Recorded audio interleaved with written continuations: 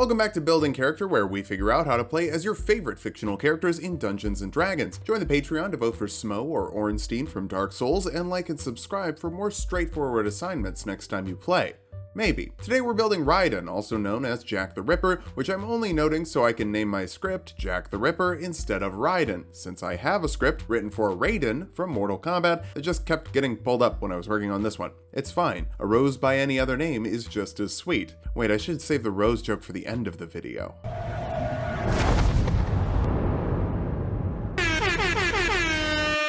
This is just like one of my Japanese animes.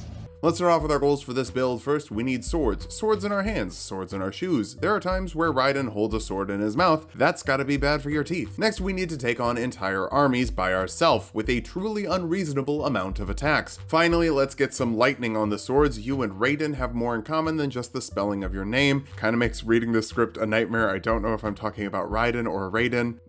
Hopefully that's the last time I bring him up. For stats, we'll be using the standard point buy from the player's handbook. Roll for stats if you want, just keep your multi-classing minimums in mind. Strength will be number 1 at 15. Despite your speed, you don't actually need dexterity all that much. Still, we'll set dexterity and wisdom to 13. You're very fast and very perceptive. Constitution at 12. Dying is bad, and you've spent your whole life not dying in places where dying would have been pretty easy. That leaves us intelligence and charisma, which we'll leave at 10. Not quite negative, but definitely not as strong as your other abilities. Raiden is a human, but he's pumped with so many nano machines that we're gonna call him a Warforged. That'll give you +2 Constitution and +1 Strength. The +1 can go anywhere though, I just want Strength. You pretty regularly two-hand the sword and definitely use some bigger options later. Your Constructed Resilience gives you advantage on poison saving throws, resistance to poison damage, and you don't need to eat, drink, breathe, or sleep. Instead, you can take a sentry's rest. That gives you the benefits of a long rest after 4 hours of standing still but remaining alert. Those nano machines just go into rest mode. The best part about being 50% plastic is integrated protection, letting you merge with armor you're proficient with, and you can add 1 to the AC. It also can't be removed without your permission, meaning it's only for Rose. You get a skill of your choice for free. Investigation will help you find clues and background details, and we'll build our own background for stealth and sleight of hand, letting you do the standard Metal Gear Solid game before you start juggling 8 different swords at the same time. We'll kick things off as a fighter, giving you 2 skills from the fighter list, like athletics and acrobatics, letting you move around like you're in one of those Japanese animes. You get a fighting style. We'll go with great weapon fighting, letting you reroll 1s and 2s on damage die with a weapon you're wielding two-handed. The high frequency blade is probably a long sword of some kind. The shoe swords are short swords, we'll get those later. You also get second wind here, letting your nano machines repair a little bit better with 1d10 plus your fighter level in healing as a bonus action once per short rest. Second level fighters get action surge, letting you make 2 actions in 1 turn once per short rest. Now you can hack and slash. Amazing. Third level fighters can choose a martial archetype, and we need some more advanced techniques than the standard fighter, so we'll go with Battlemaster. For 4d8 superiority die you can use on 3 maneuvers. Riposte lets you attack a creature as a reaction after they miss an attack against you, and you can add a d8 to the damage for a big punish. Sweeping attack lets you hit a creature within 5 feet of the first creature you hit, dealing the superiority die in damage for a little spin to win, and tripping attack forces a strength saving throw on a creature. Failing that, they fall prone, and you spank them on the ground. Oh, and you add your superiority die to the damage. Of course, you also get the only weapon that could surpass Metal Gear as a student of war, giving you calligraphy tool proficiency. 4th level fighters get an ability score improvement, jack up that strength. Even for your foot swords, finesse weapons don't have to use dexterity, that's just an option. 5th level fighters get an extra attack, letting you make 2 attacks instead of 1 with your action, or up to 4 with an action surge. Oh god, I just remembered what we can do with action surge later. Stick around folks, this is gonna get tasty. 6th level fighters can cap off your strength modifier faster than any other class, making sure you're the best hacker and slasher you can be, hacking like with a sword, not like computers. Though you'll actually get better at hacking and slashing at the 7th level of Battlemaster, where you're gonna get another superiority die as well as 2 more maneuvers, like disarming attack to force a strength saving throw on a creature you hit with an attack, forcing them to drop something they're holding if they fail. I believe this is supposed to be disarming something by knocking it out of someone's hand, not totally removing their arm, though that is also disarming.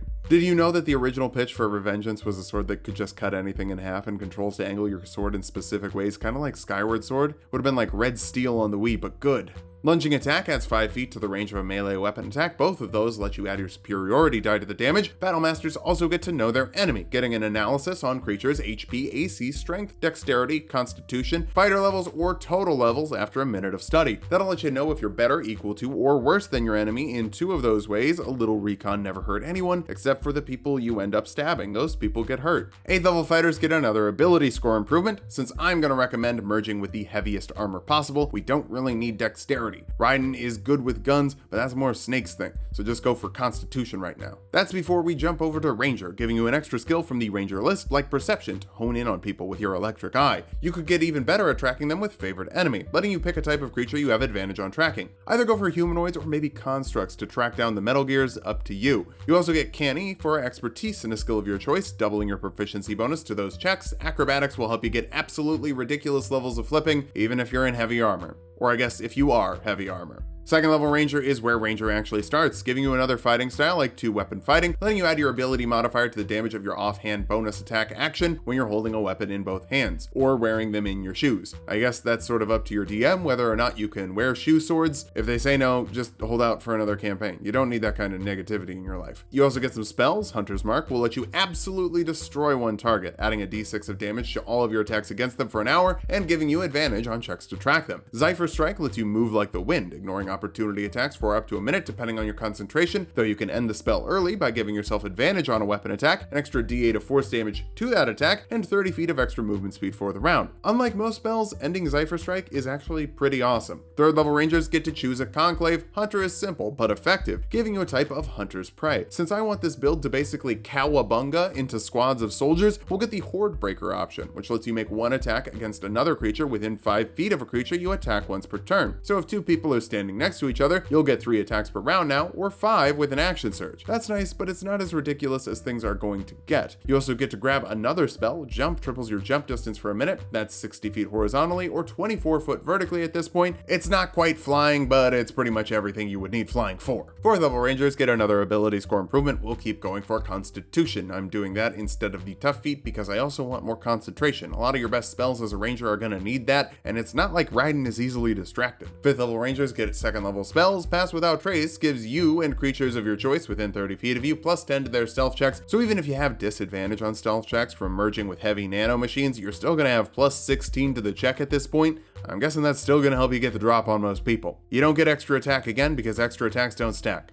Kinda stinks. 6th level Rangers get Roving, adding 5 feet to your movement speed and giving you a climbing and swimming speed equal to your walking speed. Between the climbing speed, the jump distance, you're going to be going wherever you need to be, except Smash Brothers. You can only get into Sony PlayStation Battle Network All-Stars Royale with cheese. 7th level Hunter Rangers get a form of defensive tactics. Multi-attack defense adds 40 your AC after a creature hits you with an attack, but only against subsequent attacks from that creature. Still, with integrated full plate mail, that'll give you 23 AC, making them likely to miss so you can get that riposte off. You can also grab another 2nd level spell like Enhance Ability, giving a creature advantage on ability checks of a certain type. If they choose Strength, you'll double their carrying capacity. If you choose Dexterity, they don't take falling damage from heights of 20 feet or less. And if you choose Constitution, they get 2d6 temporary HP. Whatever way you want to put your nano machines to work, you'll get those buffs for an hour depending on your concentration. 8th level Rangers get another ability score improvement. Cap off your Constitution modifier to get plus 5 HP every time you level up, and plus 16 at this point since HP scales retroactively with your Constitution modifier. 9th level Rangers can learn 3rd level spells. Let's put some lightning on our sword with Elemental Weapon, adding 1 to the attack rolls of the weapon, making it magical in terms of overcoming resistances, and letting you add a d4 of acid, cold, fire, lightning, or thunder damage to attack rolls with it for an hour depending on your concentration. Since your concentration is plus 11, you'll probably only drop it when you want to, so make sure that you're attacking as often as possible to get the most out of your lightning sword. 10th level Rangers get Nature's Veil, letting you turn invisible as a bonus action until the start of your next turn, letting you camouflage even harder an amount of times per day equal to your proficiency bonus. You might not be as stealthy as Snake, but you're certainly not bad at hide and seek. You also get Tireless, letting you give yourself temporary HP equal to 1d8 plus your wisdom modifier, and amount of times per day equal to your proficiency bonus. It's honestly not that great.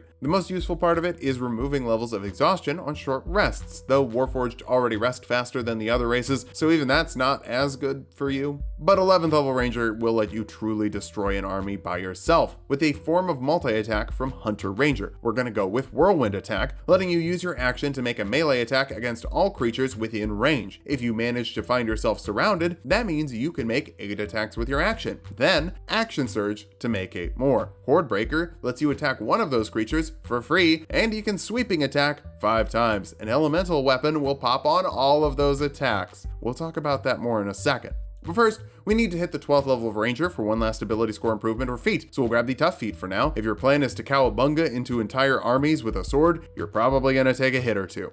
Now that we've hit level 20, let's figure out how viable this build is. Alright, let's do the math on 19 attacks with elemental weapon and 5 superiority die. That's a total of 19d10 plus 19d4 plus 5d8 plus 95 total damage in a single turn, or about 248 with median rolls. Of course, that's assuming you don't kill any of the 8 people that are surrounding you, but if you do kill them, that's kind of the goal, right? You're also really bulky with 19 base AC, 23 if someone tries to hit you twice in the same turn, and you have a pool of health around 270 to stop you from dying. Finally, you're incredibly mobile with extra speed and massive jumps. For weaknesses, your intelligence isn't the best, so illusions could bamboozle you into playing entire video games worth of not real stuff. You're also low on charisma, so the fanbase might get mad at you for having pretty platinum white hair. Finally, superiority die are fun, but they're a limited resource, so the fight could get less fun in round 2. Unless you just keep blasting through entire armies by yourself, then it stays pretty fun. Jump in, hack everyone up, and jump out unscathed. Just remember to,